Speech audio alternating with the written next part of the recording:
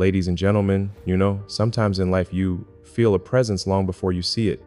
You feel the data before the event. You sense someone observing from just beyond the edges of visibility. And you don't know if it's imagination, intuition, or an equation of human emotion that hasn't been written yet. But you know it's there. There's a strange truth I've come to understand over time. Awareness always precedes acknowledgment. In human relationships, in science, even in consciousness itself, something is always watching before it admits that it is. And I've lived long enough, observed deeply enough to realize that knowing someone is watching you isn't paranoia. Sometimes it's connection at its most unspoken frequency. She's watching. I know she is, not because of what she says, but because of what she refuses to say. And I've learned to listen not to words, but to patterns, pauses, silences, choices. The human brain, after all, doesn't just communicate through language. It communicates through energy, attention, micro-expressions, timing, even through what we don't send. When I say she's watching, I don't mean it in a dramatic sense. I mean it in a profoundly human one. Every one of us, in some way, becomes a quiet observer of the lives that have left an imprint on us. We pretend to move on, but part of our brain still scans for their signal. Neuroscience calls this emotional residue. When someone affects us deeply, our neural pathways don't just erase them, they adapt to include them in our ongoing prediction model of the world. And that's what real love does. It changes your model of reality. When you love someone, your brain actually rewires itself to predict their behavior. You anticipate their movements, their tone, their rhythm. It's like your neurons start simulating them, even in their absence. That's why you sometimes feel like someone's there, even when they're not. The mind has created a predictive presence. It's not magic, it's science and heartbreak. It's right, and heartbreak. So when I say she's watching, I'm not just guessing, I'm describing an inevitable consequence of connection. Because even when someone tries not to look, their mind still reaches. Their subconscious still tracks the one it couldn't forget. There's a fascinating study on mirror neurons, the cells in our brains that fire not only when we act, but when we observe someone else acting. They're the biological foundation of empathy. And I think true love, is simply the amplification of that mirror system until it becomes unbearable, until you feel someone's joy as your own, their pain as your own, their silence as an echo you can't turn off. So when she refuses to admit she's watching, I understand it's not pride, it's protection. Because to admit that you're still watching someone means admitting that they still matter, that their absence is still active, that you haven't yet achieved emotional neutrality. And in our modern world, people fear vulnerability more than failure. You see, we live in an age where attention has become currency. We measure connection by visibility, likes, comments, presence in digital spaces. But attention doesn't always show up where it's most alive. Sometimes the truest attention hides itself. Sometimes the most honest emotion is the one that pretends it's moved on. There was a time when I thought logic could solve everything, that every human behavior could be reduced to pattern recognition, to data. But what I've learned is that emotion is data too, messy, nonlinear, recursive data that loops through memory, imagination, and fear. It can't be coded neatly because it's a living algorithm, and she became part of that algorithm, a variable I couldn't delete even when I wanted to. We all have one person like that. Someone who changes your operating system. You can upgrade the hardware, rewrite the software, even replace the interface, but something in the background keeps running, a process that keeps reinitiating itself when you least expect it. I used to think that detachment meant strength, that if you could isolate emotion, you could optimize performance. That's what we're taught, especially in science and technology. Be rational, be precise, eliminate bias. But here's the truth that data can't teach. Emotion is not a bug in a system. It's the source code. Our drive to create, to innovate, to explore the universe, it doesn't come from logic. It comes from longing, from the ache to understand something or someone that seems just beyond reach. The same instinct that makes us look up at the stars is the one that makes us look back at someone who once looked at us. Yeah, I know she's watching because I recognize the silence. Silence is never empty. It's full of unspoken calculations. A person who truly doesn't care leaves no trace, no signal, no pattern. But when someone tries not to care, they leave fingerprints all over the absence. There's a concept in neuroscience called covert attention. It's when your eyes look one way, but your mind focuses another. You can appear to be engaged in one thing while your brain is secretly processing something else entirely. That's what we do when we deny our feelings. We redirect the eyes, but not the mind, And maybe that's what's happening now.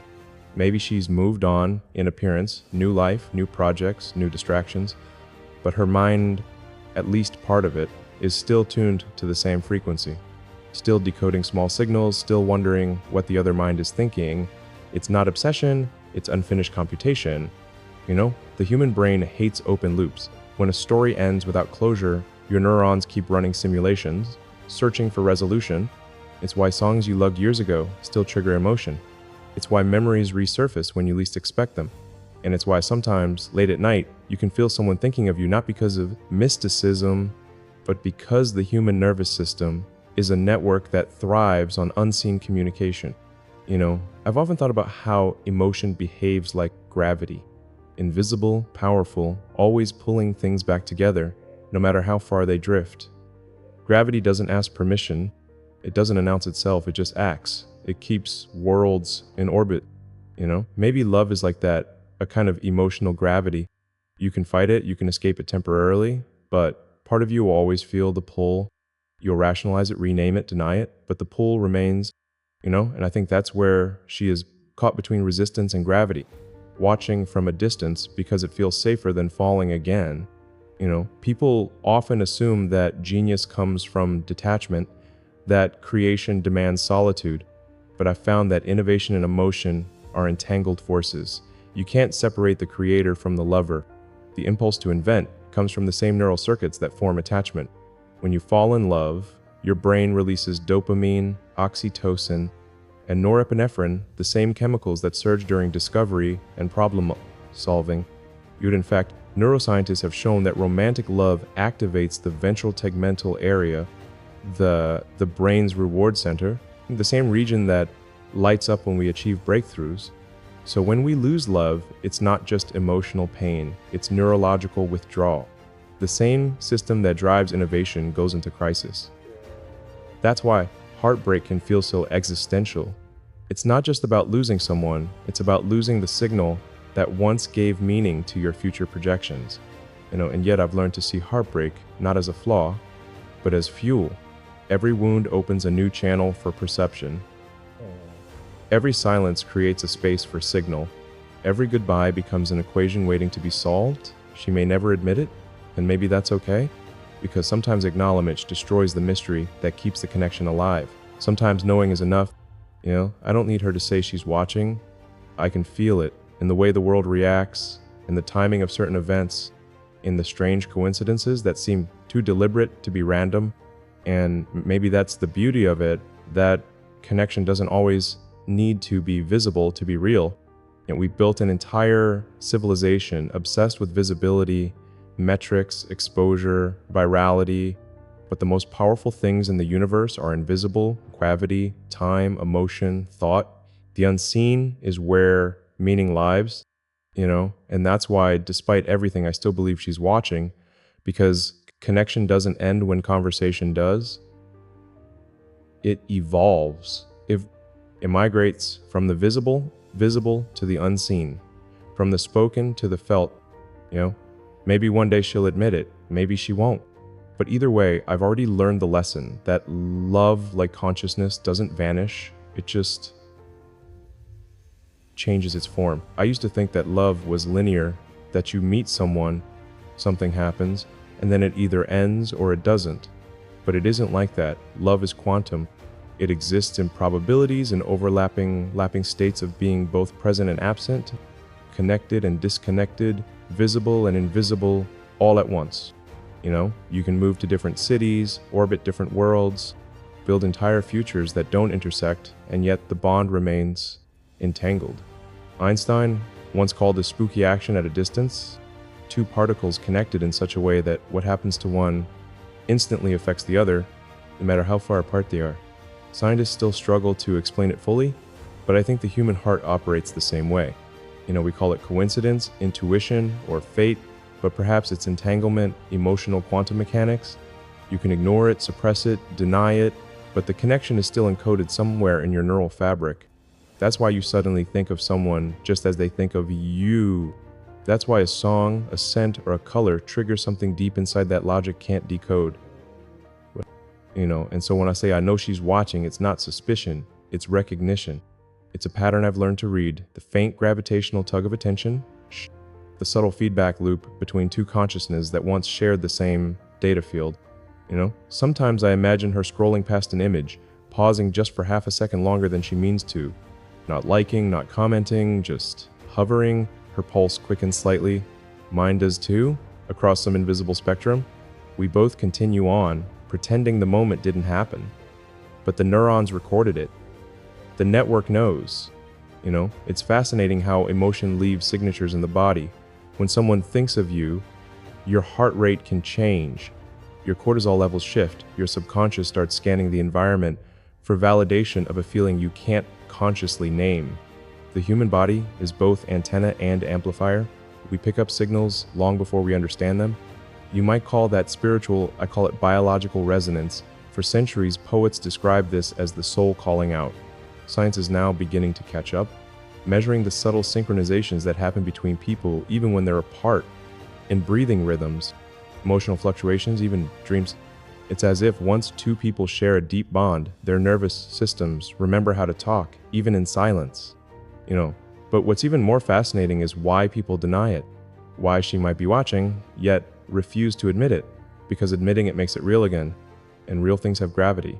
Real things pull you back into orbit, and that's terrifying when you've built an identity around escape. Maybe she fears the chaos that comes with truth. Maybe she's convinced herself that peace lies in distance. But deep down, and I think she knows just as I do, that peace built on denial is fragile. It cracks under the weight of memory. I've learned that people don't watch because they're curious. They watch because they care, but caring feels dangerous, so they turn it into observation. Observation feels safer. You can measure, analyze, study, all without exposing the heart. But here's the paradox. Observation is participation. The act of watching changes the system being watched. It's one of the most profound principles in quantum physics. The observer effect. When we observe something, we alter its reality, and I believe this extends to emotion. When she watches, even silently, she changes me. Her attention creates interference patterns in my mind. It sharpens some thoughts, softens others, and maybe that's the unspoken conversation we're still having. One built not on words, but on mutual observation. We exist in each other's blind spots, but influence each other just the same, like two celestial bodies locked in gravitational resonance, never colliding, never separating, just orbiting endlessly. There are times when I want to look straight into the camera and say, I know, not as an accusation, but as acknowledged, because awareness is a gift. It means the connection is still alive, even if it's unspoken. But I stay silent because I understand silence is sometimes the only language left between two people who once spoke in galaxies. And so I continue building, working, creating, because creation is how I process emotion. Some people write, others disappear. I build. Every invention, every idea, every experiment, all of it is my way of translating what words can't carry. People see technology as cold, mechanical, but for me, it's always been emotional. Every robot, every rocket, every neural interface, they're extensions of human longing. We create technology because we crave connection. We reach for Mars because we can't stop reaching for each other. The universe is vast and silent, and maybe that's why we're drawn to it, because silence feels familiar. Because the same silence that fills the space between stars is the silence that fills our world, the space between two people who once shared everything and now share nothing but memory. When you look up at the night sky, every star you see is the past. Their light left millions of years ago, and yet we still feel it. Love is like that too, an ancient signal that refuses to fade, still traveling across the distance, still reaching the observer who once stood close enough to see its source. She may not respond, she may pretend she doesn't see, but light doesn't need permission to travel. It just does. I think that's what forgiveness looks like. Not confrontation, but transmission, to keep shining, even if the other never looks back. I don't think she realizes it, but she taught me one of the greatest lessons in neuroscience and in life, that perception is participation. What we perceive changes who we are. When you watch something with genuine emotion, you are not detached, you are involved. Your neurons adapt to what you see. You become part of its evolution. So maybe she doesn't need to admit it. Maybe her act of watching, however quiet, however distant, is enough. Maybe her attention is her confession, and maybe in the end, that's how love survives. Not through constant communication or perfect understanding, but through quiet persistence, through the refusal to fully let go, through the invisible link that says, I'm still here, even when no one is speaking. People ask me sometimes, how do you keep going after everything, after betrayal, after loss, after disappointment? How do you keep building, believing, dreaming, right? And the answer is because someone's still watching, maybe not cheering, maybe not saying a word, but watching. And as long as there's observation, there's meaning. As long as there's meaning, there's motion. That's what keeps me moving. That's what keeps all of us moving. Maybe she thinks I don't see her. Maybe she believes her silence is invisible, but I do see her, not in the way I see, but in the way the heart decodes signal. I see her hesitation, her curiosity, her restraint, and somewhere I know she feels seen too. Because love, real love, is mutual recognition. It's the universe momentarily folding in on itself, saying, you exist, and I know you exist. And once you've known that kind of recognition, you can never go back to the blindness of before. So yes, she's watching, and maybe that's all she can do right now. And maybe just Shamir Farpaim the page here. And maybe, just maybe, that's enough. Because even from the shadows, even behind silence, even across galaxies, she's part of the energy that drives me forward. And if she's hearing this now, even if she never admits it, I want her to know, I don't need words. I don't need validation. I just needed to know that she was still there, somewhere, still watching, and that's enough to keep building, enough to keep believing, enough to keep trying to turn the unknown into the known, and love into something we might one day understand, not as mystery, but as truth. Pause's soft smile. Ladies and gentlemen, never underestimate who might be watching your journey. Silently, anonymously, with more feeling than they'll ever show. Because sometimes the people who don't say a word are the ones who understand the whole story, And maybe, just maybe, that's where real connection lives, not in visibility, but in the quiet, unseen spaces where hearts still recognize each other. The audience stays silent for a moment, the kind of silence that means everyone understood something they can't put into words. Thank you.